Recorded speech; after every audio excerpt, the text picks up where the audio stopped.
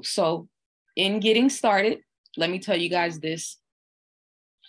So I was going to sit down and do a video yesterday about Dave Chappelle because I ran across this post on Instagram and the post said, I quote, "They killed Dave Chappelle and cloned him." And so this page is on a Electric Being, I think is the name of the Instagram post. And so it had clips of the Oprah Winfrey video interview with Dave Chappelle and Oprah. It had like 4 clips of that interview, which we've all seen. And then it had 2 clips of a family member of his. I think it's his cousin. Sounded like the voice was male, but it was also altered, some sort of voice, so you can't really hear the real voice, saying that he thinks that they killed him and cloned him because he hasn't talked to him and because he's not the same anymore. He doesn't have any contact with his family. He saw him in his recent Netflix comedy shows, and he definitely physically didn't look the same. He could obviously tell it wasn't him. Just kind of, saying all this stuff, and I had never heard this before. So I had a little back and forth with not with the page, the person whose page it was, but just whoever was responding to me, because I felt like it was disingenuous to just be coming out and saying, people are so reckless with the way that they post content. There's no real personal accountability, like verifying information before you post it, or being careful not to tell people what to think, just giving them information to make them think. And so this is one of those situations where somebody's using language there was no like full-fledged proof on this post that made me, be like, oh, wow. Oh my, you know what I mean? I was like upset just because of the social media is making people stupid. I keep saying that, right? So I had the back and forth dialogue, whatever. And so as I was sitting here putting together, working, I went on one of the free websites where you can find videos and content that's not censored. And I typed in human cloning. And for the next, I'll say 10 hours, because I was in my office, I was working on my book. So I was in here actually working, sitting at the desk, but I was watching videos back to back of human cloning. And it took me down a rabbit hole. And of course, I've heard about cloning before. It's no secret, especially if you are close to any conspiracy theory, sites, they talk about it all the time. And so I had, been familiar with the concept. And of course, I had genetically modified food as my sort of, because I'm very well versed, and I've done a lot of research in terms of GMOs, which is cloned food. And I also have researched cloned animals. So I understand the science of how that technology works, right? And so I always assumed that the human process was something that was obviously way more advanced, right? Because humans are way more advanced, but a tentacle of that same science. And it is, because through my trip down the rabbit hole, that was reconfirmed that yes, you can, basically take a person's genetic makeup, put it in a petri dish, create the womb type environments, and then basically just, what's the word I'm looking for? Create the environment so that the child has that growth process that it would normally have in the womb. Right. And so I've always kind of conceived that it's possible that there's like 20-year-olds or 25-year-olds or 30-year-olds walking around who went through that process and are actually cloned human beings. They've been talking about that in the movies for a long time. Right. So as I'm going down this rabbit hole, I'm learning that, yes, it is that, but there's also this potential other. They have these systems set up where it's a womb type environment, but it's a fast track to be able to reproduce a person within a 6-month timeline. right? Now, I can't say I'm convinced because it takes a lot to convince me.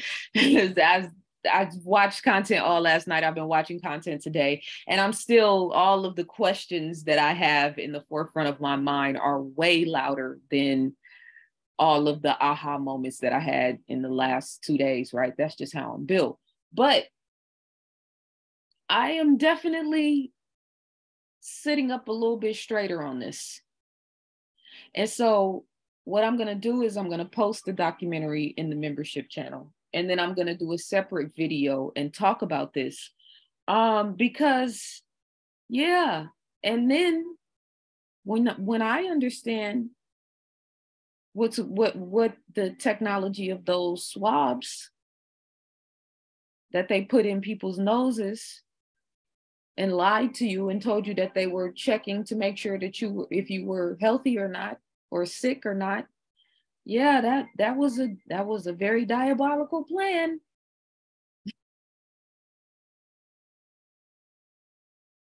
That's connected to all of this. So this is headline news though. And I've already talked for 17 minutes and I haven't even gotten into the subject, but I kind of have gotten into the subject because everything that I just said is relative to what we're getting ready to talk about, as sort of establishing a baseline, stabilizing the frequency. Sometimes I have to do that for myself, but I always have to make sure I do that for my audience, right? So these ideas of human cloning, and then what we've been talking about in terms of produce and GMOs and conventional versus organic versus modified, right? The audacity for everybody not to be able to go into a grocery store and purchase. We're not even talking about just giving away food, which it should all be free, but not even having access to purchase good, clean, healthy food. So anyway, I digress because I didn't want to talk that long. Let's go ahead and get into this. Headline news with ZaZaAli, episode 13.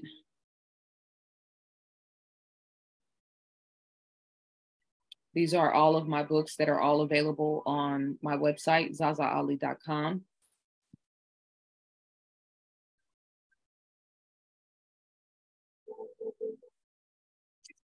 Lord, do this with us. Mere man, you to me.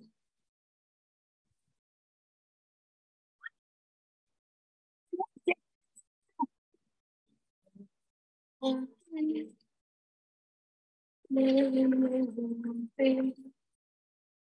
walk the earth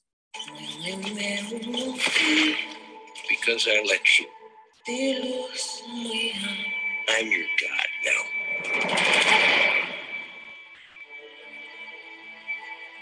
Slaves are free. We must get to Baton Rouge through this swamp. Eagle's army is there. There are many ways to die in a swamp.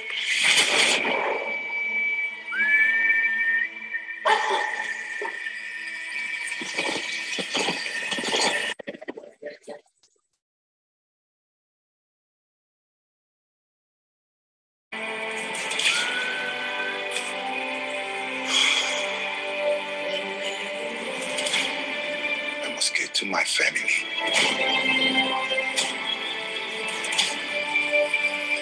What if you don't come back? Your papa is going to be back. Do not ever stop believing that. She's persistent. Running, hiding, surviving.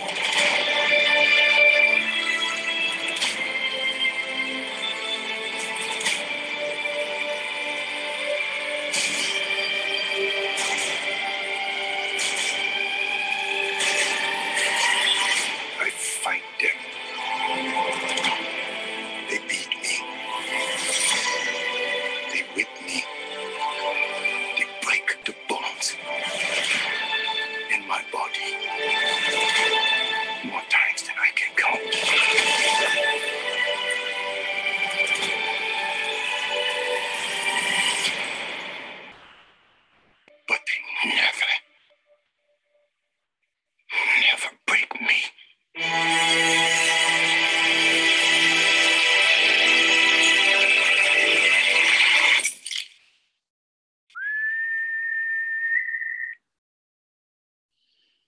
So that's Will Smith's upcoming movie, Emancipation, that is premiering on Apple TV, I think sometime this month. And when I saw the initial trailer for this, it wasn't surprising to me at all. I knew after the Chris Rock Will Smith situation that that was a ritual that was taking place. And I know the word ritual is sort of watered down because everybody uses it now, and and it can mean a lot of different things for a lot of different people. But that's exactly what is happening and what's taking place. Nothing in popular culture, nothing in the media, nothing in mainstream news, nothing in Hollywood, nothing that is being allowed to be circulated on social media in an open way with no hindrance is not a part of this agenda. So that's why for me, yes, I'm excited. I want to see Avatar, right? But am I really excited about Avatar the way that I would have been normally? No. Because why are they releasing the movie now? What's the plot? What's, just like with everybody going and watching Wakanda and hearing all of the sort of negative reviews that people got in terms of what they expected, there's like a whole feminist element to it now. I haven't seen it, so I don't know, but I'm just saying everything that is happening in popular culture right now is a part of their agenda. So watching this trailer and watching what happened to Will Smith, I'm going to play a very short clip of him on the Trevor Noah show crying and apologizing because he's on an apology tour now while he's simultaneously doing a film about being a slave. And you heard the guy in the film say he's good at running, hiding, and surviving. And so this embodies the frequency that these people have kept our people locked in all of this time post-slavery. Running, hiding, and suffering. Running, hiding, and I can't even read my writing. What did I say? Surviving. That ain't life. So to watch Will Smith play a slave, a runaway slave, an emancipated slave, etc. I saw him part of the interview. I saw the actual interview with him and Trevor Noah and how he was like, yeah, you think that on the outside that it's like a slave movie, but no, it's so much more than that. And a black man, I think he said wrote or produced the film, which doesn't really mean anything because a black woman wrote and produced, or either or, Cuties on Netflix, which is kiddie porn. And a lot of us meaning black women, stood up for her in that trash. And we still haven't stood up anyway. Watching this trailer and understanding, think about the dichotomy of what's happening in the world. Like these people are full-fledged trying to take over in a global capacity that the world has never experienced before, and using medicine and science and technology to do it. And here we have one of the biggest rock star grade A or A-list celebrities and known faces in the world, highest paid actors, et cetera, et cetera. We're going to throw some whips on his back and make it look like he's semi-powerful in a world full of real powerful men. Not even powerful at all, actually. Only Will thinks it's powerful. It looks powerful, apparently. So we got these major power moves, power broker moves being made at the top of the pyramid with the quote unquote powerful men of the world, the elite in terms of Satan, of course. Who does Will Smith work for? Who does Chris Rock work for?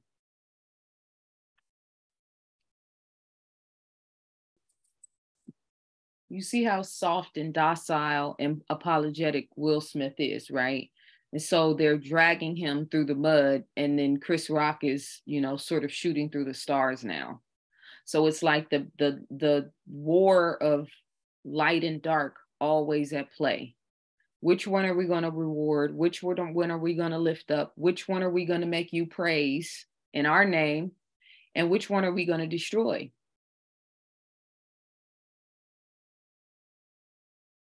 For all I know, I said from the beginning, everybody's like, oh, it had to be real. What are you talking about? And I said, you know, at this point, we're so uninformed in terms of what these people have the capability of doing.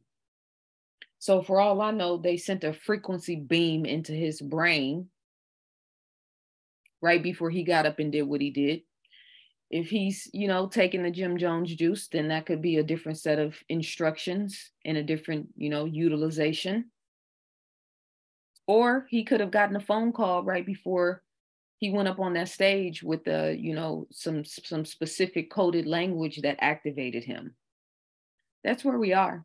I didn't even talk about, you know, they've said that they've reactivated this virus, or they've kept this virus.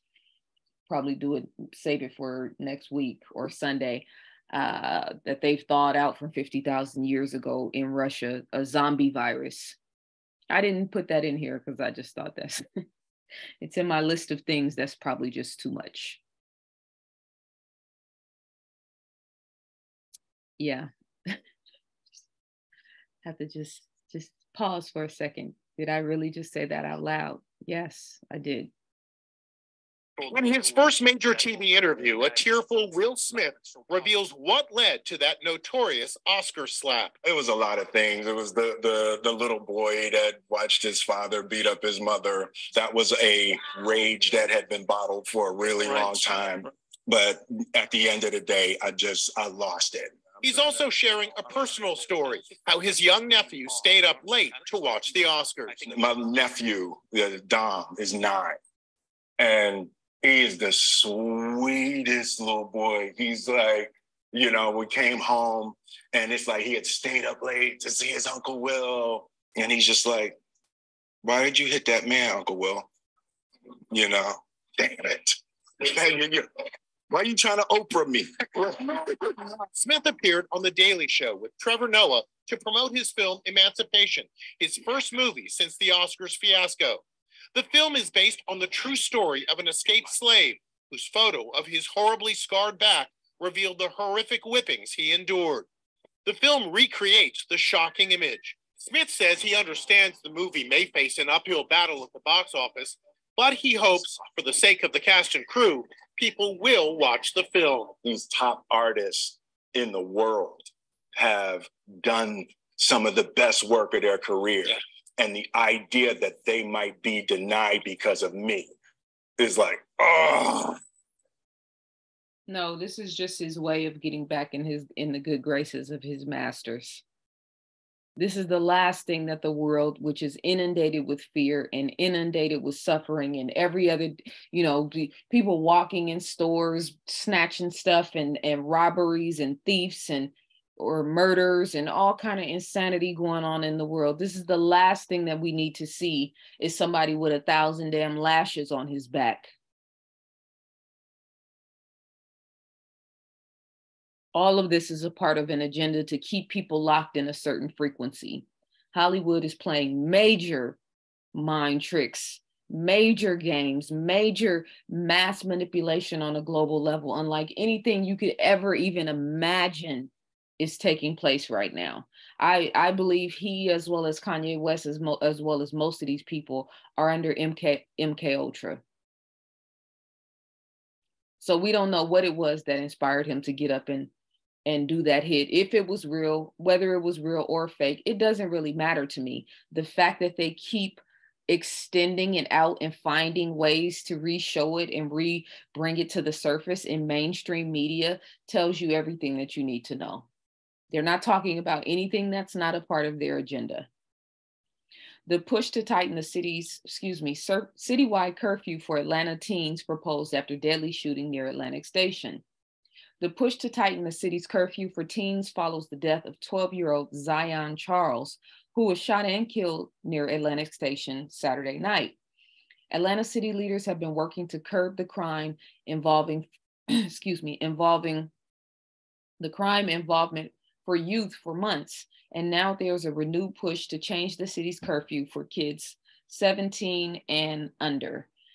As a stopgap measure, to save the lives of family members and our neighbors until we develop a solution. We must move quickly to protect the lives of our most vulnerable populations. Her recommendations is for the city to institute a mandatory curfew at 7 p.m. for those 17 years old and young, adding, given the recent shootings and reports in high traffic retail spaces, this stopgap measure will save lives.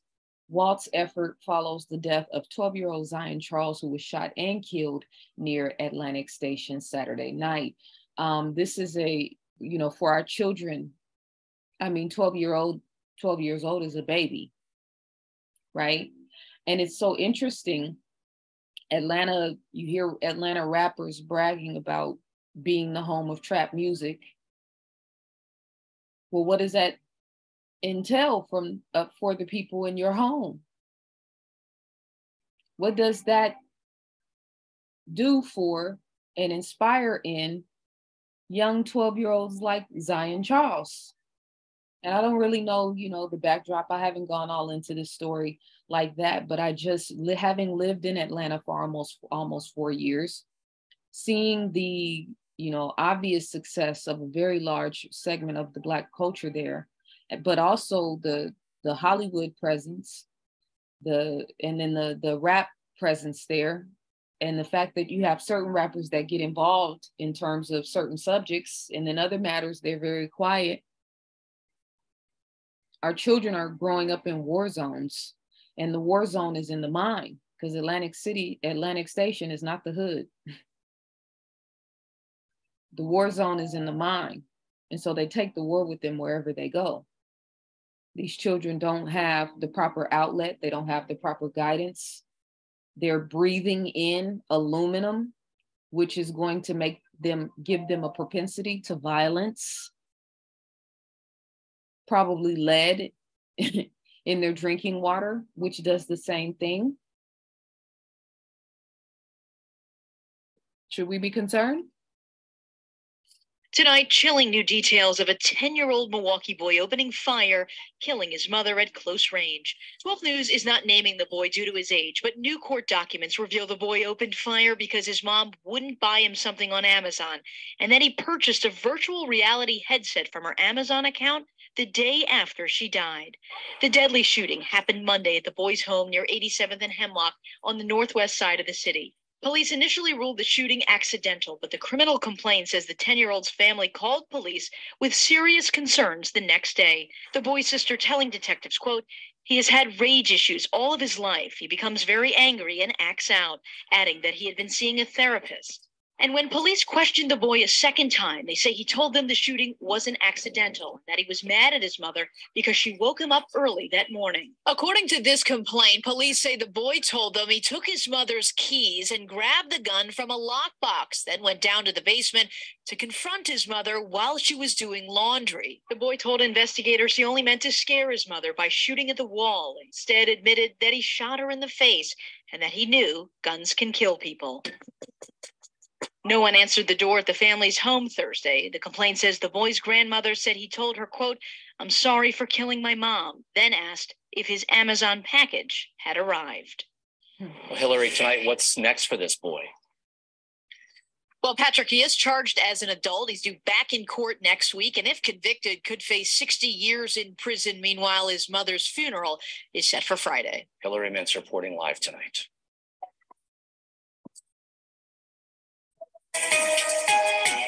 He said he said he was sorry for killing his mother and then asked about his Amazon package. So a potential narcissist or psychopath in the making. No empathy, showing no empathy or compassion. And I'm just going off of what they reported in the news report. So last week we talked about the VR headset that will kill you in real life, right? I showed the video about that and we talked about that. And the guy said, the creator said at this point, the killer headset is just a piece of office art. It's a thought-provoking reminder of unexplored avenues in game design, right? But it got a lot of sort of trending topic energy on the internet, and it was picked up by several major news publications. So when I searched this VR headset on where was this? It was this YouTube or Instagram, not Instagram, I'm sorry, on Google. These are the responses that came up, right? Oculus founder creates a VR headset that kills you if you die in the game. The VR headset can kill you in real life if you lose. Oculus founder claims his new VR headset will kill you. This terrifying VR headset will kill you in real life. This VR headset will kill you in real life if you die in the game. Now, I'm showing this because the fact checkers, if you cough on the internet wrong about you know what, the fact checkers are gonna, before you even get a chance to hit send, are gonna be all on top of it, right?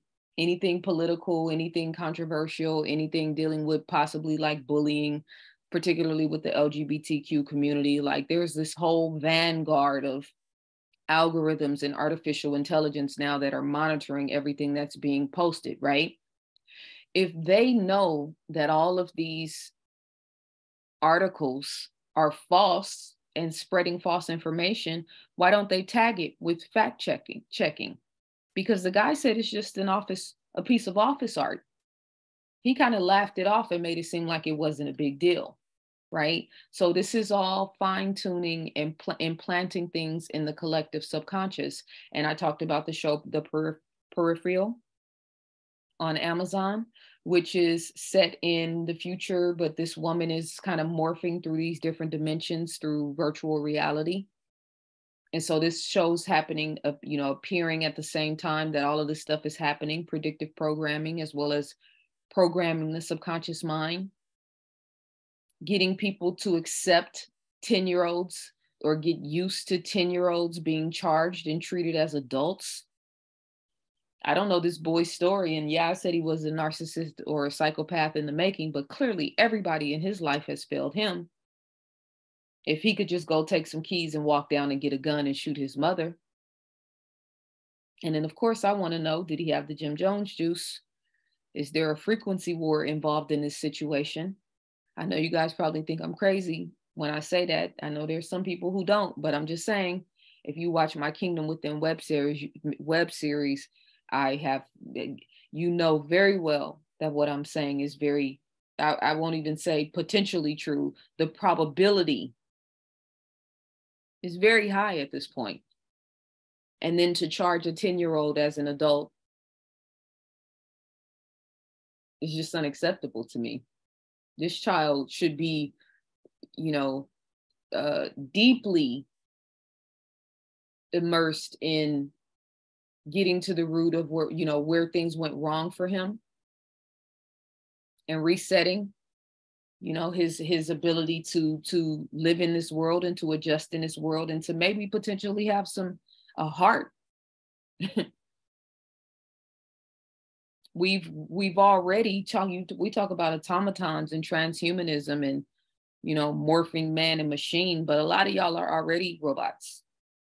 You know what I'm saying? Like, no compassion, no empathy. Y'all, I'm saying a lot of y'all. I don't mean my audience. I'm just saying, no compassion, no empathy. Don't really care about what's happening in the world. We don't care what's going on with these children. And we're only interested when they make the headline news.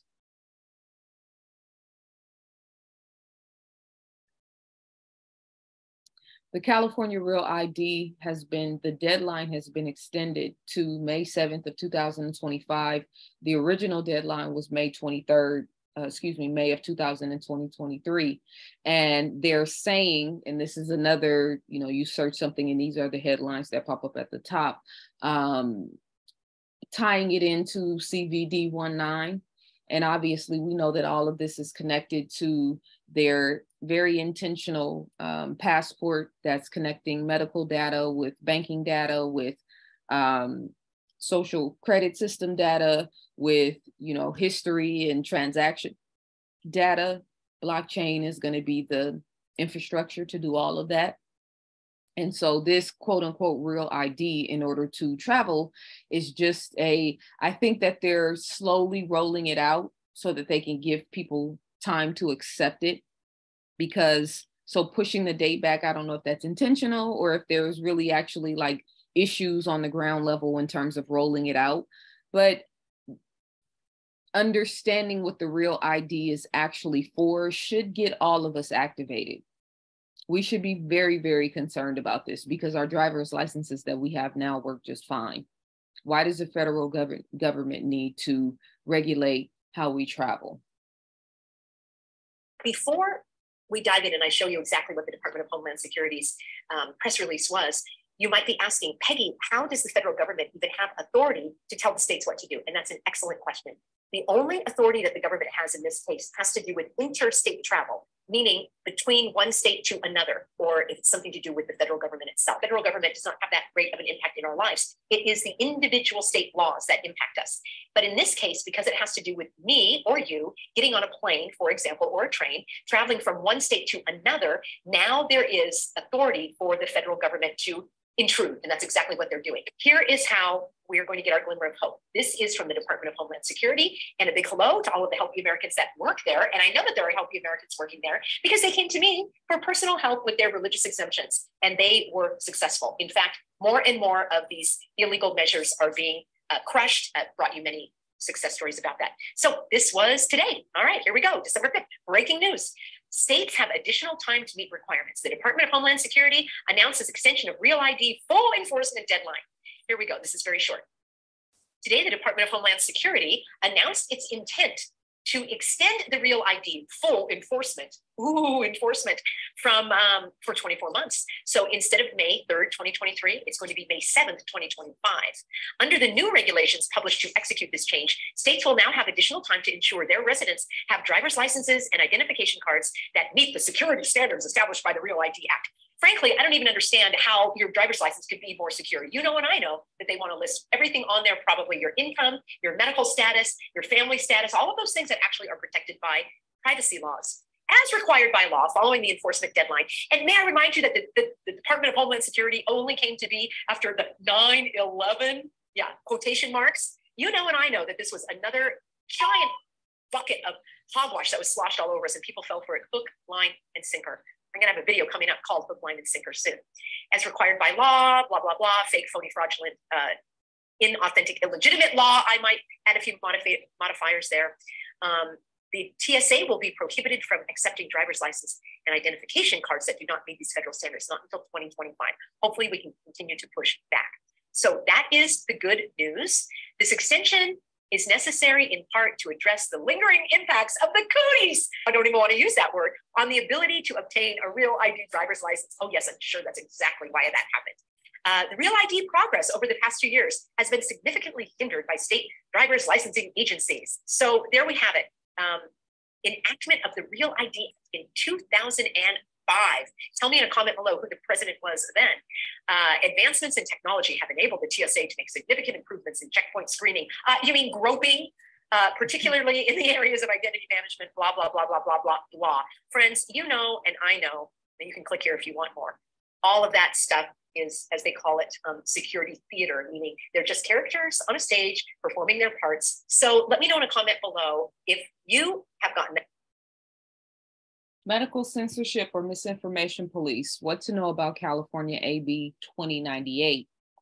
Assembly Bill 2098, signed by Governor Gavin Newsom on September 30th, 2022, authorizes the Medical Board of California to sanction and even revoke the licenses of doctors. Specifically, this affects doctors who share information about CVD-19 that is not consistent with what the medical board deems to be the official consensus. When considering the medical board's decisions, it is worth noting that not all board members are doctors or even hold a medical degree. The board president, for instance, is a lawyer. Under the terms of the new law, California's medical board is authorized to punish doctors who share CVD-19 misinformation with their patients. The law defines misinformation as anything that is contradicted by contemporary scientific consensus. I wonder if the reporting system that reports the number of people who have been killed due to taking the Jim Jones juice is considered contemporary scientific consensus. But this scientific consensus has been evolving throughout the CVD-19 pandemic. The Centers for Dangerous Chaos and other public health authorities have constantly shared their public presentation and scientific data, Freudian slip, their public presentation of scientific data. At the beginning of the you know what, health authorities insisted that the public not wear masks, then soon reversed that decision.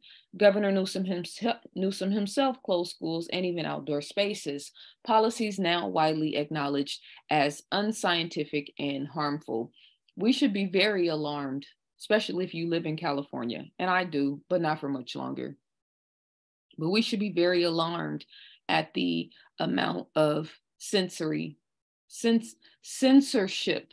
and now they're injecting censorship into the law.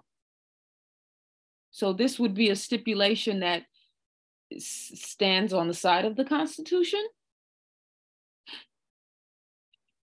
Now to this alarming rise in respiratory illnesses in children nationwide. Some doctors, some groups calling for the Biden administration to take action. Ariel Reshef is here with that for us. Good morning to you, Ariel. Hey, good morning to you, TJ. In a letter to the president and the health secretary, the Children's Hospital Association and American Academy of Pediatrics urging the administration to declare the unprecedented surge in respiratory illnesses a national emergency. Health officials warning the alarming levels of respiratory illnesses like RSV, combined with increasing cases of the flu, are pushing some hospitals to the brink, as we've reported, calling for emergency funding now. It comes as pediatric hospital beds nationwide are at 78% occupancy, the highest level in 2 years. CDC data showing infants 6 months and younger are being hospitalized for RSV at more than 7 times the weekly rate observed during the same time of the year in 2018, before the COVID-19 pandemic. And now flu hospitalizations are at the highest level in a decade, with young children, those with underlying health conditions, and the elderly most at risk. And so far, HHS has not said whether they are considering declaring an emergency. TJ. All right, Ariel, we thank you for that. So I'm assuming that this has nothing to do with the mask, face covering, suffocation agenda of the last 3 years, huh? RSV is a common virus that can cause infections in the nose, throat, lungs, respiratory tract. Historically, almost all children are infected by RSV by age 2, and reinfections are common at all ages. That's funny because nobody ever told me that when my son was 2. I haven't heard it ever since. So what's the connection between the face masks? We're talking about lungs and throat and breathing, right? That's what the respiratory tract is for. The nose, what have you guys been putting in your noses for the last 3 years that could potentially be causing you harm? And then the thing that I found very disturbing as I'm watching this news clip is the American Academy of Pediatrics logo. I saw the one on the bottom left at first, but I had to look for it online because I wanted to make sure what I was seeing. And then I found that one as well as the one on top. And you can see that these babies are wrapped in some sort of covering. The one on the top looks like a mummy, but both of them have the covering right around the breast line. So it creates like a false sort of curvature in the breast area. And then the fact that there's bondage bothers me. And then the fact that their arms are spread out in a sort of surrender type passive body function, that bothers me. And if we should have learned anything from this Balenciaga fiasco, is that these people talk to themselves through their logos, in messages in their ads.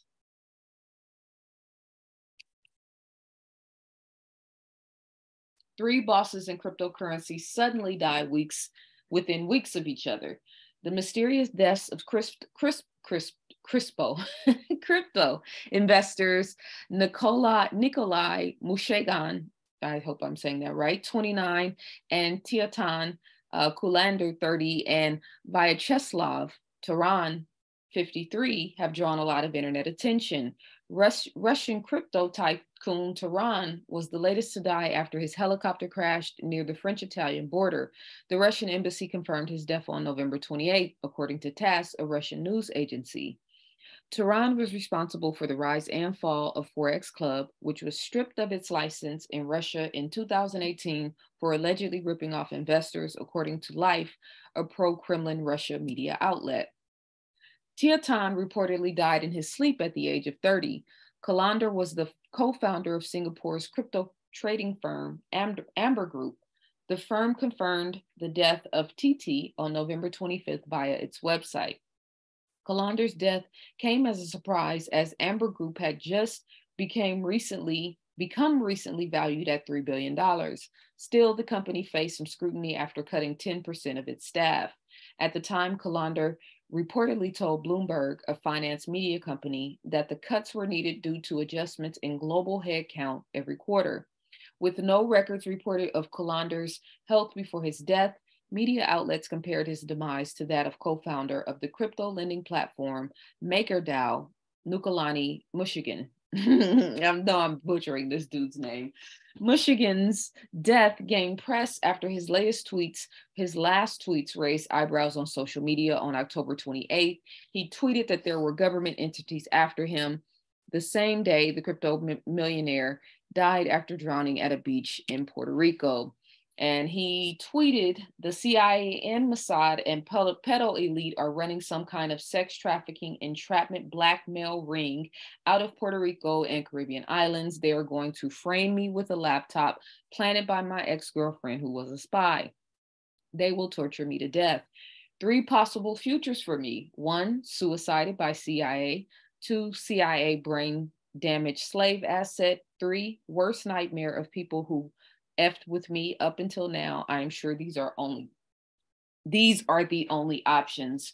Now, I have to tell you guys, something in my intuition is not following everybody thinks that they're taking these people out because they're getting ready to basically create CBDCs or centralized or decentralized cryptocurrency, or centralized or decentralized? Decentralized CBDC, right?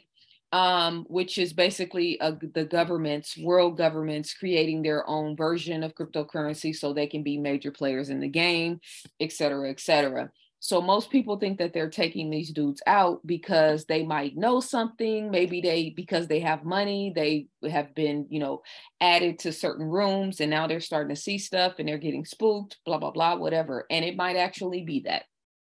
I am more inclined to think, because I think that this was the end game always,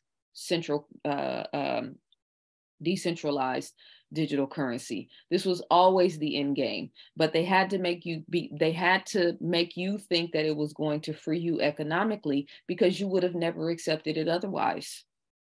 So yeah, a random anonymous person in Japan created this new form of currency that's going to empower you and completely change the world and take the government out of our business, at the exact same time that the government is completely trying to take over every aspects of our lives and every part of this reality. And those two things are running concurrent, huh? So I think that whatever the particular thing of these 3 deaths, maybe they saw something, maybe it was just to wipe their portfolios out. Maybe they wanted to snatch, what was it, 10 billion? What was the valuation of the loss when it all boils down to it? The turmoil in the crypto market as a result of these 3 deaths and all of the conspiracies in lieu of. What would be the market value loss? Maybe, I want to say in the video last week, it said 32 billion.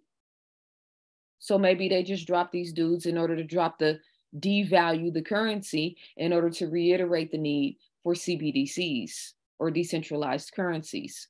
That makes sense to me. And then I also think that now they're sort of throwing all of these different conspiracy theories. We don't know who wrote these text messages. We don't even know if the dude was alive. I listen, man. When you understand how evil this was, oh my goodness. Okay, let's just keep going. All righty, Hawaii's 2 volcanic eruptions keep spewing lava with no end in sight. Hawaii activates National Guard on Mauna allows unpredictable lava flow, creeps within 2 miles of critical highway. The relentless eruption of the world's largest active volcano has prompted Hawaii's National Guard to step in as residents and tourists flock to see it. For 10 days, Mauna Loa, I hope I'm saying that right, has been shooting jets of lava toward the sky and down the massive mountain. While officials still say there's still no immediate risk to communities on Hawaii's Big Island, lava has now crept closer to Daniel K. Inouye Highway, the main highway connecting the eastern and western halves of the Big Island. Mauna Loa is one of 5 volcanoes that form the island of Hawaii in the U.S. state of Hawaii in the Pacific Ocean. The largest subaerial volcano in both mass and volume, Lau has historically been considered the largest volcano on Earth, dwarfed only by Tamu Massif. That doesn't make sense to me. It says it has historically been considered the largest volcano on Earth, dwarfed only by Tamu Massif. Doesn't that mean Tamu Massif is bigger? Am I reading that incorrectly? Mauna Loa and Kaleo. All right, I got to get these names right because I'm practicing them in the my ancient people textbook, because I have a whole section on the Hawaiian royal monarchies, and so the names of these princesses and princes and queens and kings and just some of the indigenous people there are very, you know, they're gonna take some practice to get used to saying them, but I definitely want to make sure I can say them properly and respect the culture. So Mauna Loa and Kilau are in Hawaii, Volcanoes National Park, which remains open as it urges spectators to view the dual eruptions safely. And when I see volcanoes erupting now, I see something different because my intuition and my spirit has already told me that volcanoes are going to be used to combat the situation in the sky. So more on that later, but I just find this footage of this volcanic eruption so fascinating to see what nature is capable of. And yes, it looks horrendous and torrential and hot and steamy. And then it's also creating land masses too. This is how, you know, a lot of the islands were actually shaped. So it's fascinating, to me at least.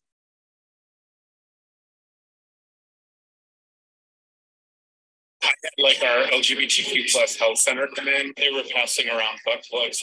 So let me set this up. Dean of Students brags about bringing in LGBTQ plus health center to teach queer sex to minors. Joseph Bruno, Dean of Students, Francis W. Parker School, and Elite Chicago Public School. So this story broke today on Project Veritas, where they are recording this guy who is the dean of a prominent school in Chicago, talking about how they brought in for Pride Month. This is the educational resources they brought in to teach these students about the LGBTQ culture. Like our LGBTQ plus health center come in. They were passing around butt plugs and dildos to my students, talking about queer sex, using lube versus using spit. Meet Joe Bruno, Dean of Students at the prestigious Francis W. Parker Private School in Chicago, which happens to charge $40,000 per student. They're just like passing around dildos, butt plugs. The kids are just playing with them. They're like, how does this butt plug work? How does this work? That's a really cool part of my job. Parents might be stunned to learn that Bruno's version of love and acceptance means handing out sex toys to underage students. So I've been the dean for 4 years. During Pride, we do a Pride Week every year.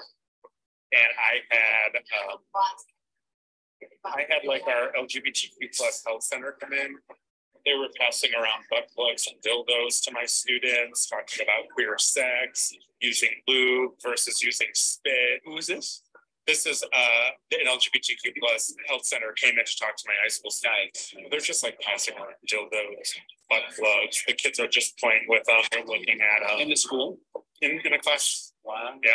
While I'm sitting there. Then we had a drag queen come in, pass out cookies and brownies and do photos. It's amazing. And everybody's cool with that, like the butt plugs and the dildos. Nobody complains. I mean, if the parents found out, would they? No. It's queer sex. The drag queen that came in. What's her name? Alexis Bevels. Alexis Bevels. And just hung out in my classroom. And was there? Hung out in my office. You have so much freedom. So much wiggle room. So much freedom. So much money. I mean, to do stuff. Trustees are okay with that too?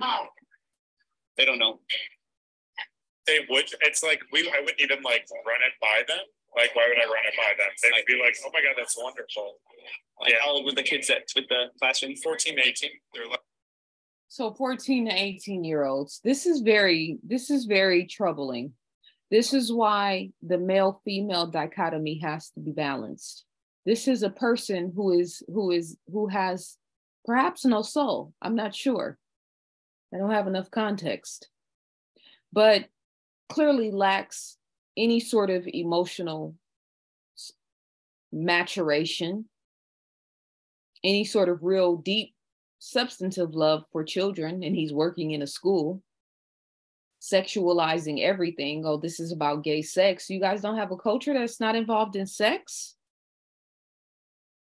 And this is at a prestigious Chicago private school. Imagine what they're teaching in the public schools. We start tonight with one of Tennessee's top Republicans targeting drag shows. Senator Jack Johnson just filed a bill that would ban some drag performances in front of children. Repeat offenders could be charged with a felony. Tonight, Senator Johnson explains why, and the drag queens respond. Here's News 2's Adam Mintzer with tonight's cover story. One of the first bills a top Tennessee Republican says he wrote to protect children is being called an attack by some in the LGBTQ community. A little terrifying because it kind of seems like they're setting up this groundwork for sort of like a morality police thing, giving very mid-century. The bill bans adult cabaret performances in public places or around children. That category includes male or female impersonators who provide entertainment that appeals to a prurient interest. To ban any type of drag show that is sexual in nature from being performed in a public place.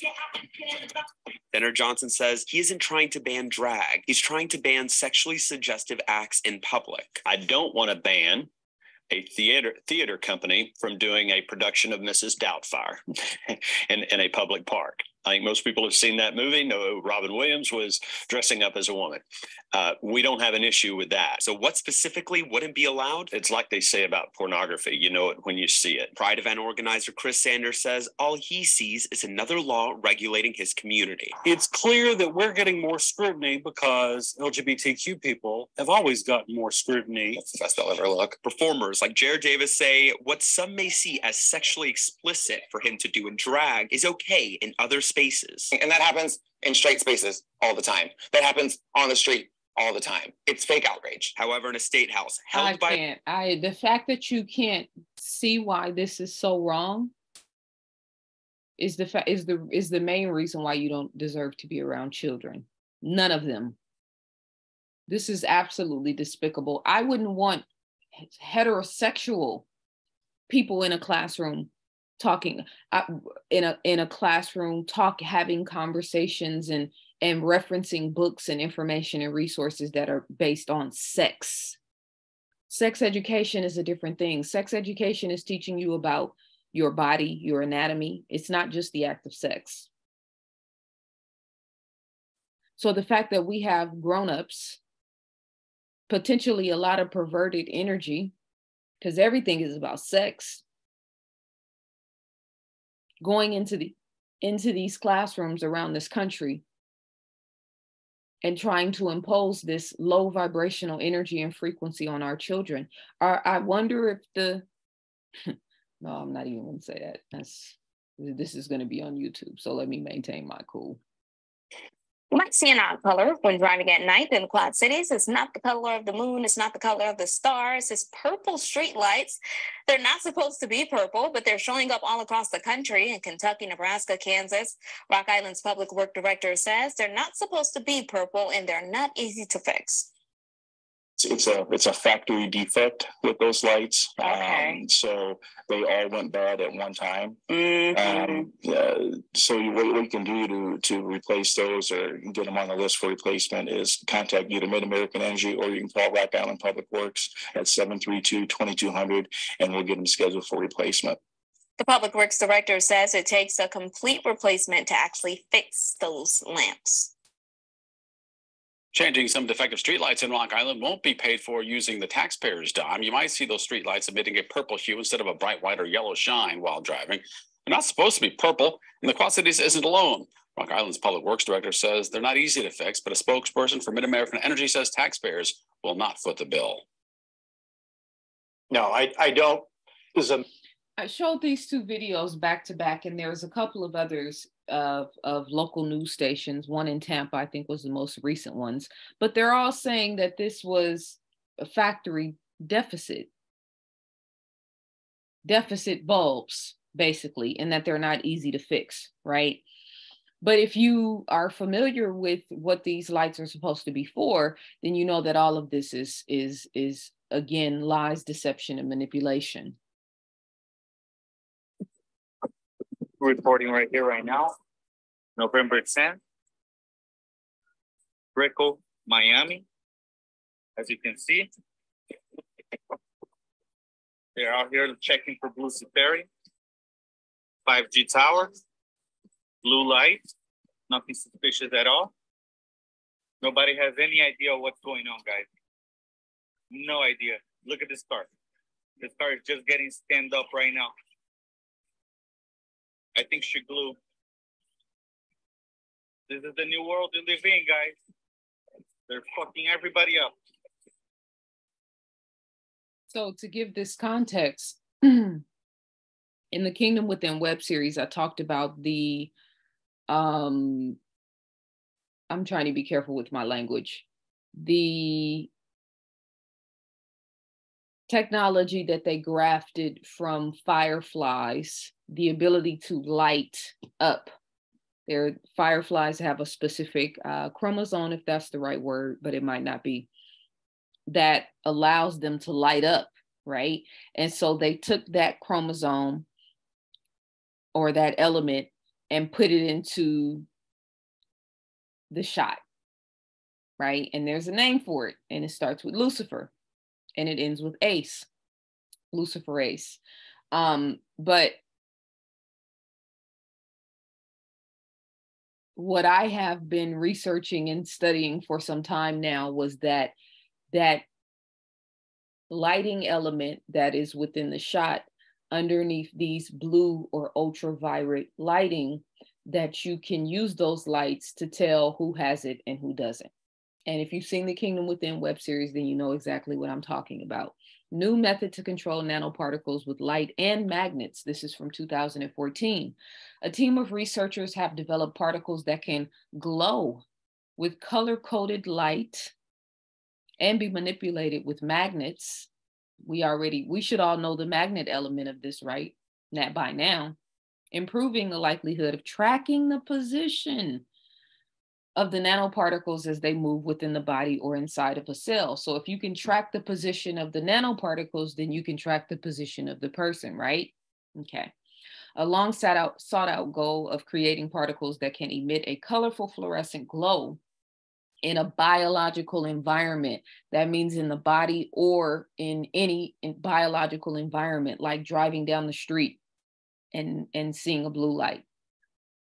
That could be precisely manipulated into position within living cells, has been achieved by a team of researchers at MIT and several other institutions.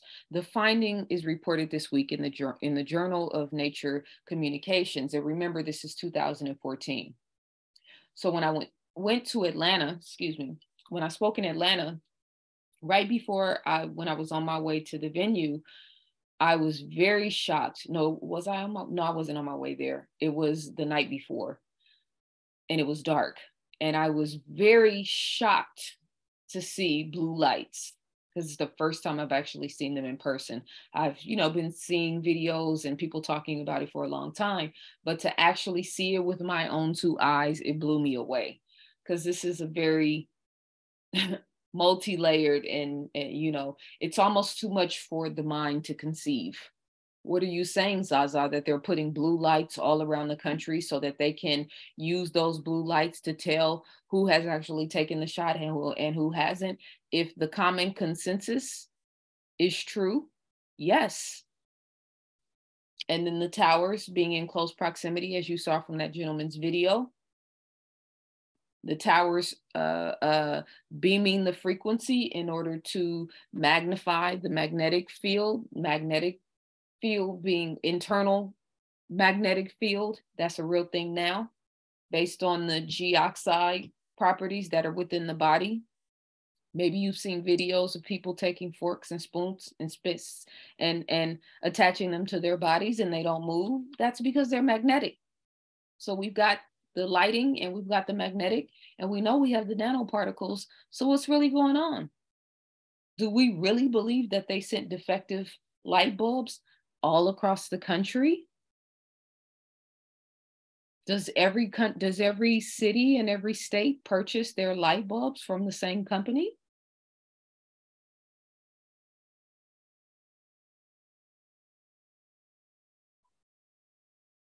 So this is the video of this particular research that's showing you how it actually works, how the nanotech is manipulated by applying a magnetic field to pull them along and control them.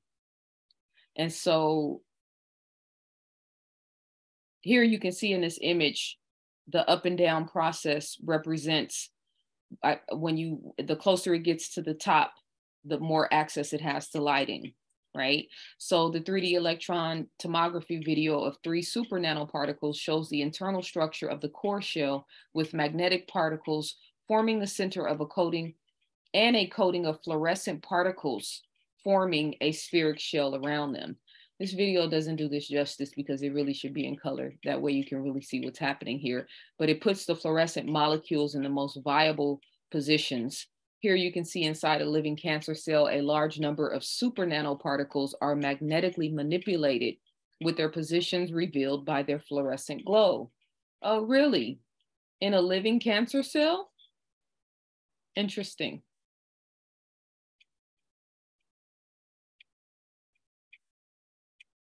Here, super nanoparticles suspended in a droplet of glycerol and water are collected in a cluster at the bottom by applying a magnetic field. This is from 2014, and at that point, they've probably already been studying it for 10 years.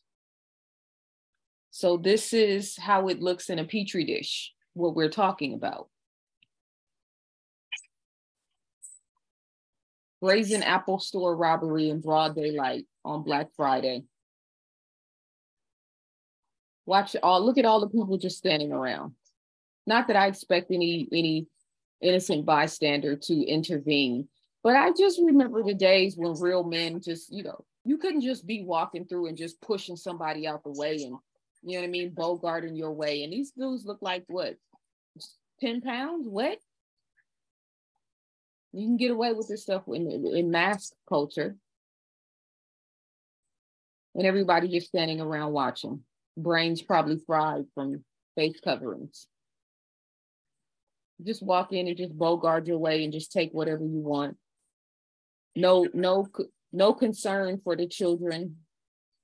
All of the people that are being, I won't say this is a traumatizing experience, but it's definitely not something you want to be in a store when it happens. And they're just walking through snatching things, very brazen. You talk about lawlessness, you talk about the purge. And we're starting to see more and more of these videos. I even think this could potentially be, I hate to use the term psyops because it's not really, it's a trick word because it doesn't really make the point. The definition of that word doesn't relate to something like this, right? But just for all we know, they have minions that go out into the world and that do these sort of brazen attacks. And I'm not saying that this is that. Okay. And I know that, you know, we just have robberies are happening on a broader scale now. And I get it. Times are hard. People are going through it. I understand all of that. But I'm also saying that they are trying to create an environment of lawlessness and chaos so that they can have a reason for the dictatorship that they're trying to bring forward.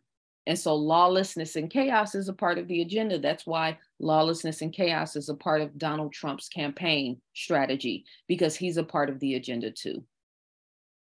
So when you see remember when people were just going in Home Depot, a group of 30 people going in Home Depot and just stealing stuff, people stealing Tide. And I mean, I don't know, it's some of this might be real. Some of this might be a fugazi. Police officers in a major American city have been given the authority to use remote-controlled robots that are capable of using deadly force in emergency situations. CBS's Jeff Begay reports there was vocal opposition to the plan. San Francisco police are assuring the public that robots armed with explosives would only be used sparingly. We have somebody who's shooting, killing people, sniper, etc. We're going to do everything we can to stop the threat. The city's Board of Supervisors voted overwhelmingly in favor of the idea Monday night. But those against it raised ethical concerns and cited the impact on people of color. You got to recognize they will be disproportionately used against Black and brown communities. For the last decade, the militarization of police has increasingly been a concern. In 2014, heavy weaponry in Ferguson, Missouri sparked a backlash after Michael Brown's fatal police shooting. Armed robots are part of that debate. Currently, there are more than 1,000 robots and unmanned vehicles in use by police departments, primarily by bomb squads. The policies in cities like San Francisco could clear the way for an expanded use of robots as weapons. One of the first such incidents happened in 2016, when Dallas police deployed one against a suspect who had gunned down 5 police officers. In a statement today, San Francisco police acknowledged that it does not have a specific plan in place on when to use armed robots. If we get to a point where there's uncertainty about who is responsible for the ultimate death of the individual causing whatever chaos they were causing, that is where I think it would be problematic. In San Francisco, this policy will have to get another approval from the Board of Supervisors next week, and then it would have to be signed into law by the city's mayor, London Breed, a Democrat who has expressed her support for this proposal. Nora. Those robots are like out of a science fiction movie. Evolving technology. Yeah, Jeff Begay, thank you. Yeah, and so are you. He said, we know that this, one of the guys in the article or in the interview said, we know that this is going to be disproportionately affect Black and brown people. Was that a spell? Was that a spell by him saying that? Is it a spell every time we say it? I think so. And we're when I say we, I'm not involving myself. I'm just talking about the community, the collective consciousness. We're quick to say, this is going to be the worst for us. This is going to affect us the most. This is going to disproportionately affect Black and brown communities. It's a spell. You're writing prophecy. Where's the outrage? I'm going to go off for a minute here because I'm going to end with this. So let me start it over. This is a short 2-minute clip. This guy is going off about the whole Balenciaga situation. It was such a good thing for me to see like some male energy that like had a little bit of spunk. Cause it seems like men are really, really, really, really quiet on this. And I'm not saying like the whole Balenciaga expose is one thing, right? But like this really is a problem in the collective consciousness, pedophilia. And this hasn't gotten anywhere near as much traction in the Black community as Kanye West. You know, if he pisses the Black community off or sneezes wrong or says something that is offensive, then everybody's up in arms. But when it comes to children, and you can say, well, there were no Black children in the ad. That's weak and mediocre mind thinking to me, because we shouldn't be supporting, and we should also not be complicit in supporting anything that's harming any children. It reads very weak, because a people and a culture is known by the way that it treats its elderly and its children. So it was refreshing for me to see some spunk and some spark and some pizzazz from a man about this situation. And that video of those dudes walking through Apple, snatching those phones off like that, like they were hardcore or tough guys. They, you know, they need to get some, they got all those nerds back there. No disrespect, because I'm a nerd too.